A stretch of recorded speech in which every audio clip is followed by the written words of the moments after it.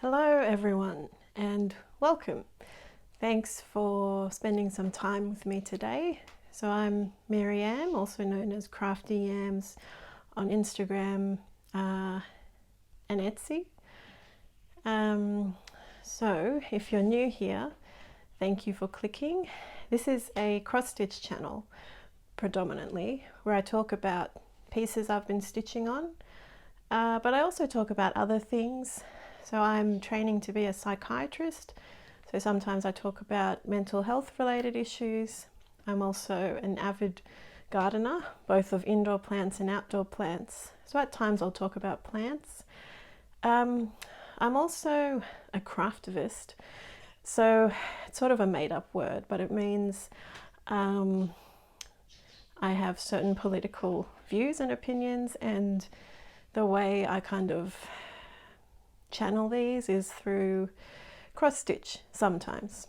Yeah, so today's video, I don't know how it's going to go. I think it'll be long because I've done a lot of stitching since last time, and I also wanted to talk about some political things as well. So if that's not for you, I do have timestamps below, so you can just stitch ahead or skip ahead to the stitching. But I'm guessing if you have subscribed to my channel, you're here for the other stuff too. Yes, so it's been a really challenging month, or challenging 2 months for a lot of people in the cross stitch community as well as worldwide, because of the conflict in Palestine and Israel. And I've personally found it really emotionally disturbing and challenging. You know, to be honest, I wasn't really sure what I can say or how I can say what I feel for a number of reasons, but I'll try and do my best to express what I feel is important to kind of say about this. There's been a massive conflict which started by, Hamas, the terrorist group, attacking Israel, killing civilians, taking hostages, and now we're in a place where the Israeli army has launched this annihilation of Palestine and just killed over 10,000 civilians, half of which are children. And we're getting a lot of videos out of Gaza recently of just the horrible destruction of hospitals, of schools, of people's houses, of refugee camps, just things that were kind of thought to be off limits in a war, but are not, and they're really distressing. I'm Middle Eastern, so it's particularly distressing for me, and I think it's also distressing for anyone who's a human, even if you're not from the Middle East, to see this. Yeah, so it's been hard to cope with the images online and the news online. I think understandably one way to cope with that is to just shut off from it, not want to hear about it. And maybe 5 years ago, that's how I coped with this kind of things. I'm kind of in a better place now where I do have the mental space to take these things on and try and do what I can. Yeah, so I have been finding it really hard to cope with these incidents lately, even despite being an activist or trying to be an activist and attending protests, writing letters to members of parliament. It's still really horror on a scale I haven't really seen before. So I'm old enough to have also been politically active when America invaded Afghanistan and Iraq. So that happened when I was in university, and it's quite different because there wasn't that level of social media then, so we didn't see all the destruction that happened in Iraq and Afghanistan. But we know that 2 million civilians died in that conflict, so there must have been these horrific images there too. And I remember even then there were reports of USA, damaging hospitals, damaging Doctors Without Borders hospitals, even in Afghanistan. So I guess what I'm saying is we didn't have the social media then to see the atrocities, the war atrocities committed, but we do now, and Palestinian people are documenting this just awful massacre of civilians there. They're documenting it, and the world can see it. We can see the horrors of war. We can see what it looks like for families, for children. Because, you know, back 15 years ago, war was this foreign concept. It's even romanticized. But in reality, it's, I think, the lowest form of human behavior is going to war. You know, if an adult hits another adult, we put that person in jail. If a country hits another country, it's kind of romanticized, seen as some noble act, when it's really just the lowest, most basic form of human behavior. So in particular with this conflict, I have some thoughts on that too. You know, I've been active in Iranian political causes, particularly the women life freedom, women rights movement in Iran, which happened mostly last year. And looking at what's happening now, I think the Iranian government and the Israeli government are two sides of the same coin. They're both religious theocracies. Israel says it's a liberal democracy, but from, you know, and I'm not, these aren't particularly my words, these are things I've read from Israeli activists. They have said that this current war has dissolved their notion that Israel is a democracy, because the way Israel's government acts towards other countries, the way they're conducting this war is more in the style of a dictator. You know, the Iranian government uses Islam to hide behind. They say they're Islamic, but they don't embody any of the values of Islam. They hide behind that to commit their atrocities against their own people. And I see a parallel with Israel, who's hiding behind Judaism, not actually embodying any of the values of Judaism, and using that to massacre civilians in Palestine. So to me, both those governments are very right-wing, very pro-war. And even before October 7, the people of Israel were speaking out against Netanyahu, but now his position is sort of strengthened by this war.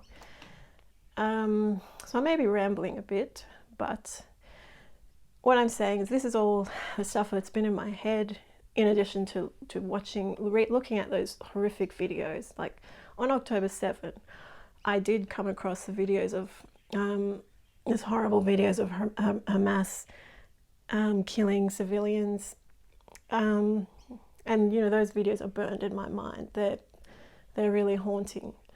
And now there's also videos of Palestinians being killed that we're seeing. So it's just really making it clear to the world what this kind of extremist thinking and extremist beliefs do to everyday civilians, everyday children, men, women, just trying to live their lives, because that's who suffers in this. This is just led by egotistical kind of maniacs. You've got Khomeini in Iran, you've got Netanyahu, Trump, who luckily isn't in power, but who knows what he would have done if he was. Just these men with huge egos and no emotional intelligence who are given huge weapons of war and able to wage mass civilian deaths. You know, I'm pretty certain if women were running these countries, we wouldn't have war as the solution to these conflicts. There would be some emotional reasoning behind it. When I say women, I don't mean particularly biological woman. I mean anyone who has the qualities traditionally ascribed to females, such as compassion, emotional intelligence. And yes, that's not exclusive to women, but in our society, that's what the values you think of when you think of women. So that's what I'm talking about, that emotional intelligence, that compassion, that empathy, which is clearly lacking in most world leaders. I think that's what's led to this conflict, and it's just the civilians that suffer. So on that note, what I've been reading a lot about is two different organisations. One is called Combatants for Peace, and the other one is called the Parent Circle. And these have been kind of a beacon of hope in amidst all this horror, in amidst all this darkness. So the Parent Circle is an initiative between Israeli and Palestinian parents who have lost children because of the conflict. And two of the main speakers in this organisation are Bassem Aramin and Rami Elhanan. Now, Bassem Aramin, he lost his young daughter, I think she was about 10 years old. She was killed by an Israeli shooting a rubber bullet at her. And Rami Elhanan is an Israeli ex-military man. That's a weird way to describe it. He was serving in the IDF before, but his daughter was killed when a Palestinian suicide bomber made an attack in Israel.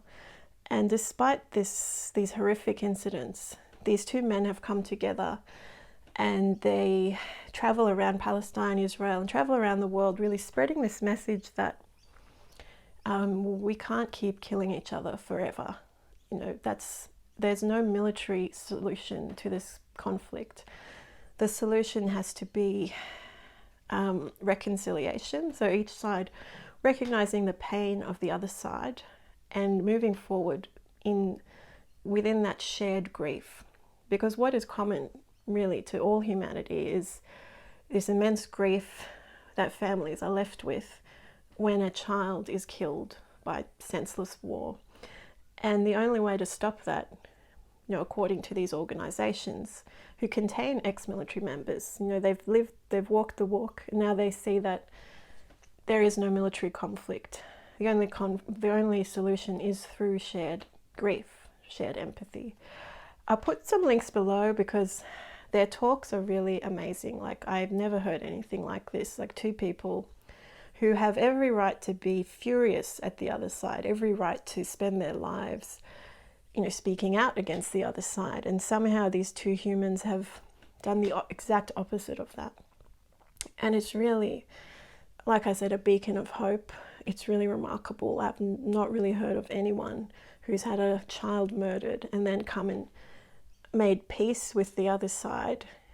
It just blows my mind. So I'll put links to some of their interviews below. I'd really recommend you have a listen, because I can't even, you know, describe the amazingness of it. So on that note, a lot of this month I've spent designing. Because when I have these kind of distressing feelings, I like to put it into something, create something new in the world, basically. So I've made this pattern to raise money for Doctors Without Borders, and it's called Ceasefire now.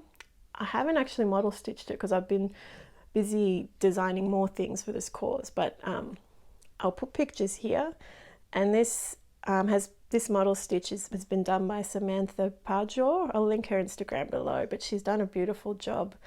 And this pattern is available if you donate to Doctors Without Borders or a similar cause. You know, I'm not picky. Just any amount as well. There's no minimum amount. Just send me the receipt through Instagram, Crafty Yams, and I'll send you the PDF of this pattern. I find cross stitch is quite therapeutic, and even cross stitch hasn't really been enough to contain these distressing feelings this month, but it's something, and I think it can bring a lot of peace to a lot of people.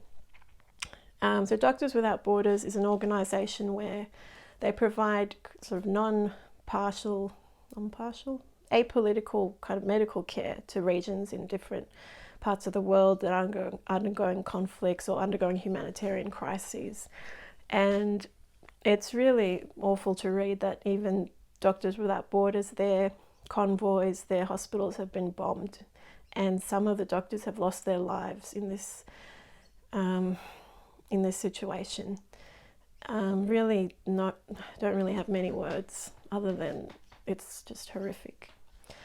So I'm also at the moment starting a new initiative with a few other cross stitches. I'm really excited about this. So the other people involved are Yasmin from Yasmins Made with Love, Mariam from Marroomy Crafts. Sorry. We have the same name, coincidentally. Rosen, who designs these beautiful political artworks. I'll link all their Instagrams below. And Michelle from Michelle Bendy Stitchy. We're all co-designing this piece, again, to raise funds in the spirit of shared grief and in the spirit of reconciliation. So still in the works. Hopefully it will be out soon, but that's what I've been spending a lot of my time on. Okay, I think I will then move on. Oh, so if you couldn't tell, I'm like covered with a film of sweat, and not because I'm talking about an emotional topic, also because it's really hot. So it's summer here. We're actually going into a heat wave this week. It's going to be over 40 degrees this weekend, and I can't stand the heat. I just don't function in heat. I get migraines, I get cranky, it's bad. I love the cold. Anything below 20 degrees is my happy place. So I'm not looking forward to the next week. Also, I've got a beehive, and they're stingless, native Australian stingless bees. And when the temperature goes above 40, they start dying off in their hive. So I've got to bring the hive into the house, which is not as bad as it sounds. So what I do is I close off the hive at night time, because all the bees return to the hive at sunset.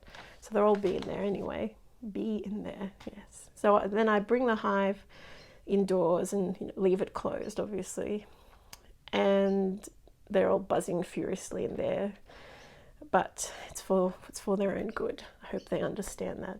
And then the next day, when it's cooler, I put them back outside and open up. So it's a bit of an ordeal, but I didn't do it one year and I did lose a lot of the bees. Like, it's quite devastating. You just go out and there's dead bees all over the ground, so I don't want that to happen. So I will be doing that this weekend. Yes, so I think I will get on to the cross stitching now and show you what I've been working on. I have been, surprisingly, most of the heat is like affecting my brain. I can't even form proper sentences. But my main piece that I've worked on is this chatelaine. I have kind of been neglecting this chatelaine for the past maybe even more than a year. I hadn't touched it, but now suddenly it's like all I want to stitch on. I'm really into the beading.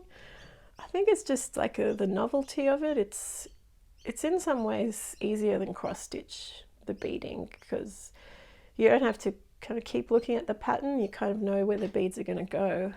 It's a different kind of needle. So this is called Poison Garden by Chatelaine Designs. This is the central mandala, and it's going to be a massive piece. I really like the gradient effects that the beads have there. So it's a massive piece, so there's a lot of spare fabric. So I'm hoping to get a scroll frame that I can put this on, which will be a bit easier. I got the supplies for this from European Cross Stitch, so they put together packs with all the beads, all the threads, and I think that was really helpful because there's heaps of different beads, threads you need for this, and I wouldn't have been able to put them all together on my own. So Chatelaine, the designer, is amazing. Only criticism I would have is the pattern. The actual PDF pattern layout is a nightmare to work with. So the whole design is on basically one page, and this is a massive design. And whenever I try and open it on my iPad, it just crashes because it's just such a detailed pattern. So the way I've had to get the pattern is to open it, take a screenshot before it crashes, and then print out the screenshot of a little area. There's probably a better way to do this, but I don't know if it's just my software. yeah, and I've already used the wrong colors because there's so many different kinds of threads and beads, the symbols are not always clear. So I've accidentally used a pink thread instead of silver, and I'm pretty sure these purple Algerian eyelets, they're the kind of circly things, that's meant to be blue, looking at others online, but I just couldn't tell the difference between different symbols. But I think it's okay, it doesn't look, you know, terrible. Yeah, so that's what I've been doing the most on. I'll show you the other pieces I've been working on.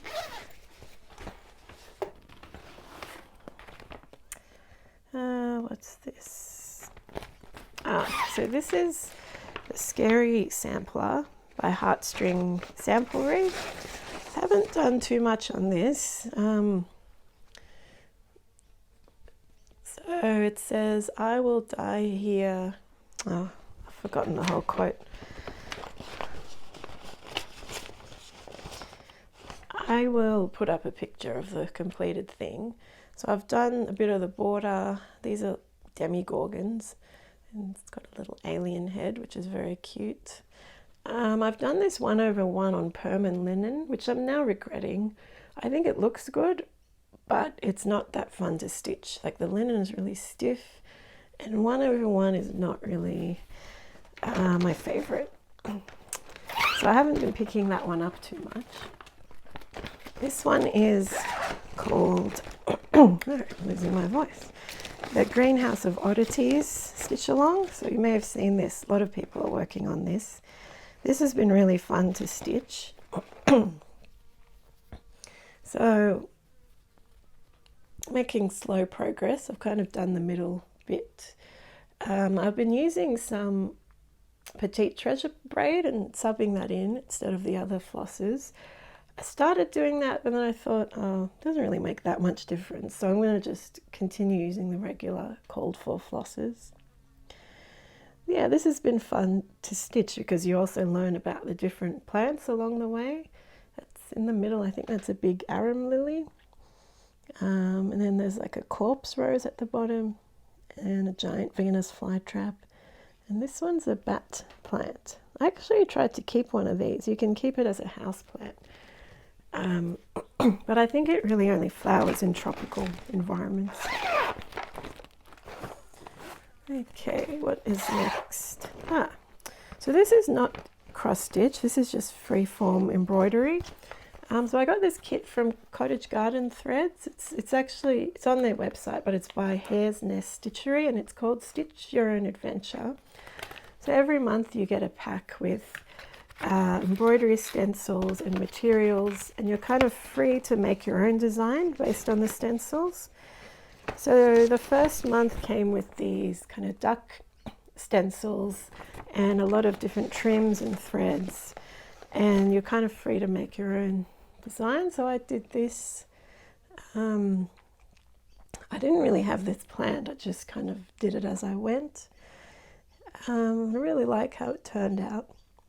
So they release these packs once a month, and it comes with about 9 different Cottage Garden threads.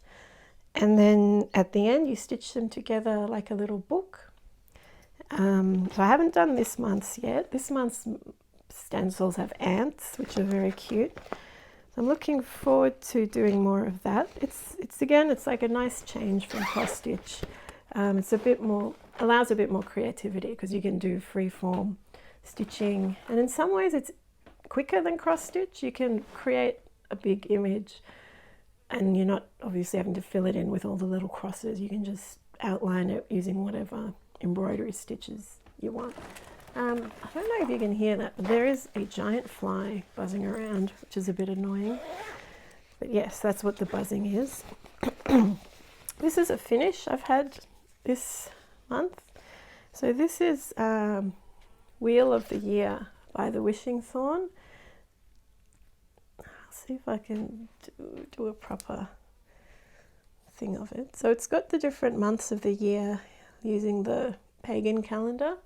So there's Yule, Imbolc, Otara, Midsummer, Lammas, what does that say? Mabon and Samain. This was really fun to stitch. I love the little motifs. It had some beading. I haven't been able to find the right beads for it though. So I did have some moon shaped beads I wanted to put here, but they were very like bulky. I'll show you what I mean.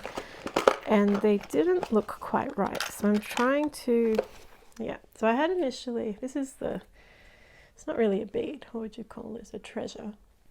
I can't remember what company made it, but I was going to put this here, but it just seemed like not dainty enough.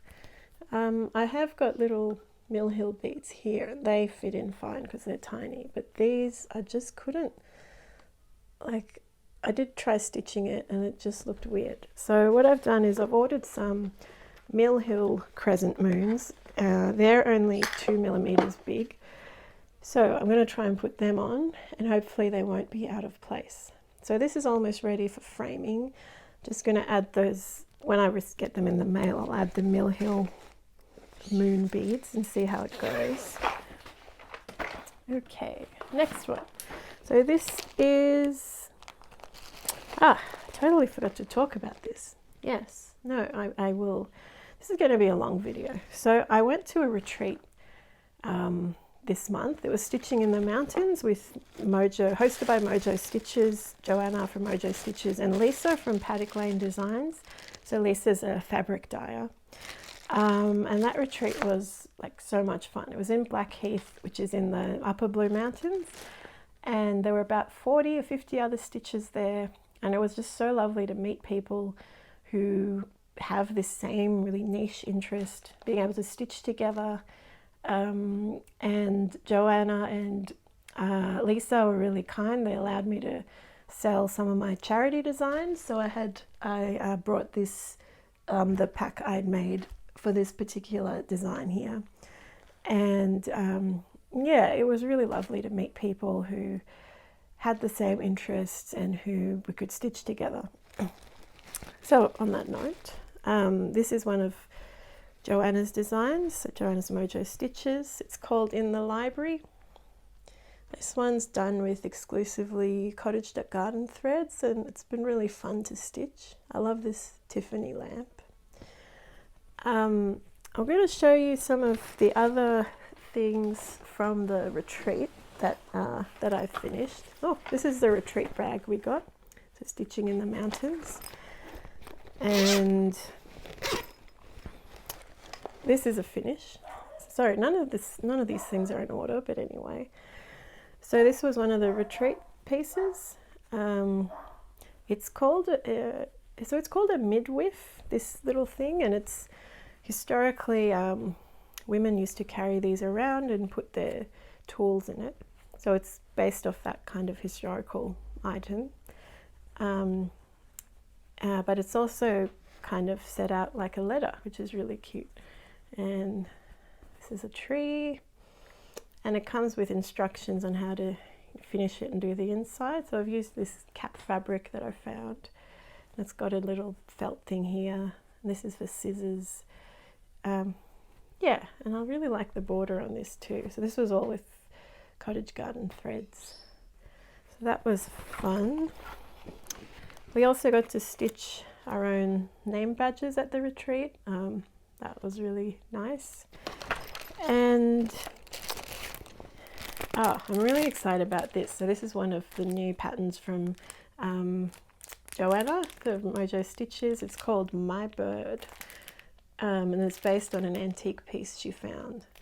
And as you know, or you may know, I have a lot of birds and I love them. So I'm going to make this in honor of my birds. You may notice there are no birds in my room today. And that's because I've realized the hard way that one should not keep birds in the place they sleep. So I actually got a lung infection. It's atypical pneumonia and I was treated for it, but I have a feeling sleeping in a room full of bird feathers and bird poo and bird dander really didn't help that situation. And I'm still a bit wheezy as well. So I thought, okay, the birds won't be in my room, fair enough. So birds are downstairs and I'm in the process of setting up a outdoor aviary to give them a bit more room, and also to see if kind of that makes a difference to my breathing, because I'm not sure if this is a bird related lung thing, but yes, birds and people in enclosed spaces doesn't always work out.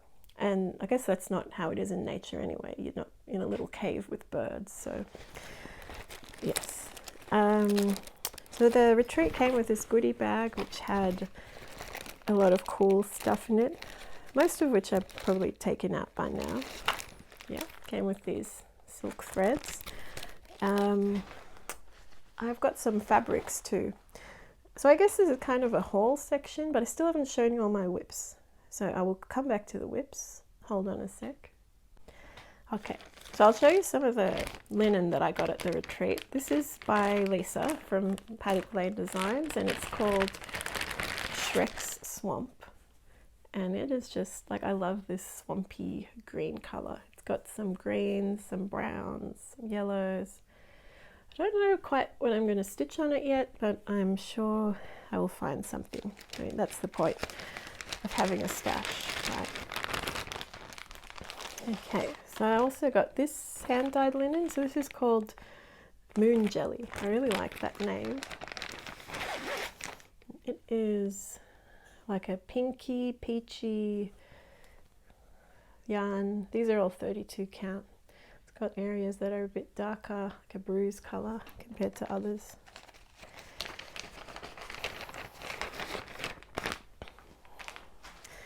And this is some hand-dyed Ader. It was in the misdyed section, so it was, you know, discounted fabric.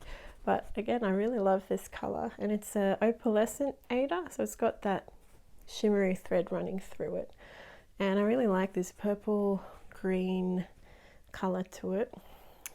Again, I don't know what I'm going to stitch on this, but I'm sure something will be stitchable on that in the next year. Okay, back to the whips. So this is one by Flossie Fox Shop. I've actually really liked stitching on this, particularly this month. I found it's just so bright and cheerful, and on days when I'm kind of feeling quite low about everything, picking this up has been nice, like a little break. I'm super behind on the stitch along, so this was a stitch along. So I'm still, you know, in one of the early months, but it's been slow progress, but I still like stitching on it. It's got a lot of different colors. I think there's about 25 colors, and they're all really bright and cute.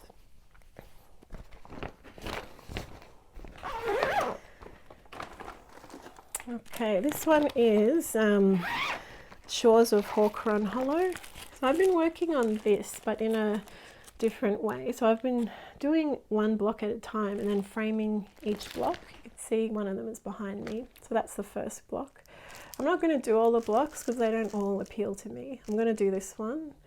And then after that, I might do the moon. I'm not sure. So this is the one I'm working on now. What's going on here? Okay. Yes, I'm almost done. The annoying thing is I lost the key. So by key I mean the page that tells you what each symbol means. And for some reason this particular block didn't have the key printed on the pattern page. It was all on a separate page that I think my son took it and hid it somewhere. He's only 2 years old. But yeah, so I had to kind of make up the colors based on the picture. It's been going okay. This one's one of the ones with big blocks of color, so you can just sit and stitch it if you want something without many color changes. And I really like this whale weather vane here. Okay.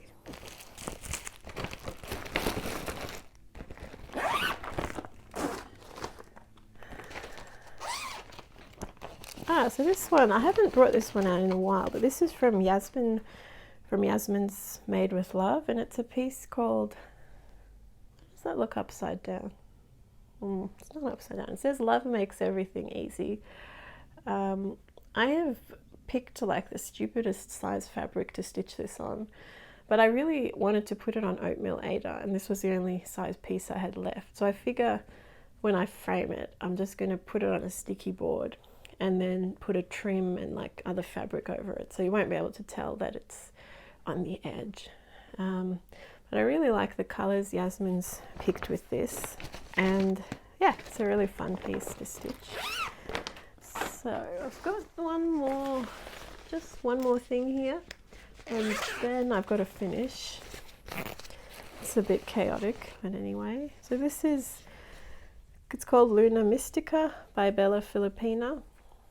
It's been a bit slow stitching this. I'm not entirely sure why, but I haven't really enjoyed stitching it. It's just quite tedious. There's not many different colors, and the fabric I've picked, it's a gorgeous color. So this is it's by number 12 Stitch Co. I think it's called Whit Sunday. The funny thing was, at the stitching retreat, I was just sitting down and someone who sat next to me was like, Whit Sunday, number 12 Stitch Co. I'm like, yes. And then I saw her fabric and I'm like, that's Picture This Plus Twilight or something. I'm like, yes. So it's like, it's good knowing someone with this like strange obsessive hobby and you can kind of speak the same language. Yeah, so that's the progress on that. This is another company where I really think they don't make user-friendly patterns. So Bella Filipina, the patterns just come really small. Like I had to scan it into a computer and blow it up and print it before I could use it. And yes, it wasn't ideal, I think. But the patterns are beautiful, so I still buy from her. Now, I think Bella Filipina is designed by a woman. I could be wrong, might be someone else. But this is my finish for the month. Oh, I've put it on the wall very precariously. So I think if I take it off, it might just all fall apart. So I'm going to just switch the camera around and show you. Okay, so this is my finish of the month.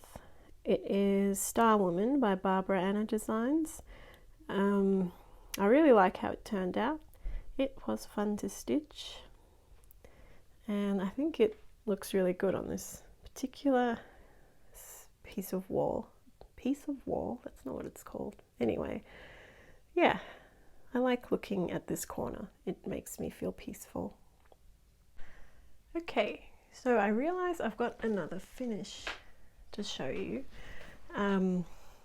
This is also one I've been working on a lot this month.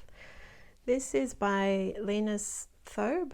I think her name is Lena, but her name is reference to a thobe, which is a traditional Palestinian garment. So I really fell in love with this design when I saw it on Etsy. Just the colors and the tatreez.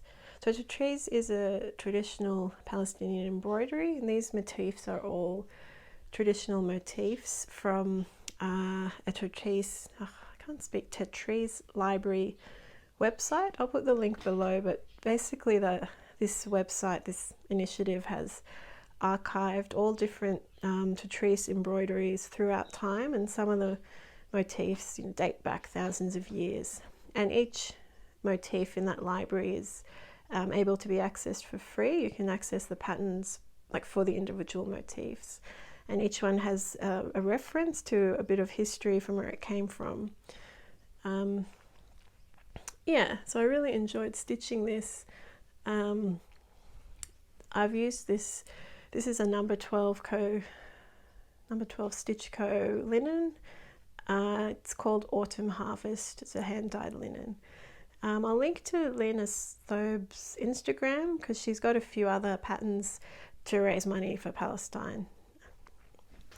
Okay, now I almost forgot this part, this is important. So I had a giveaway last Flosstube. It was a while ago, I think it was 2 months. So hopefully the people who entered still remember. But I was going to pick one person, but I'm in a bit of a Oprah mood, so I'm going to just give the giveaway to everyone who entered, which is 3 people. So yes, so the winners of the giveaway are Charlie from Stitches with Charlie Feathers, Rosie Kiwi New Zealand 6039, and Desiree Feister 2633. So they will be getting a copy of this. It's a kit I've put together for this Women Life Freedom pattern. I will send it out to you. So just I'll comment on your comment from last video and just tell me where you'd like it sent. Okay, I think that may be it for today. Yes, it is. Well, thank you for spending time with me. I hope this wasn't too chaotic. And I will see you next time. Bye.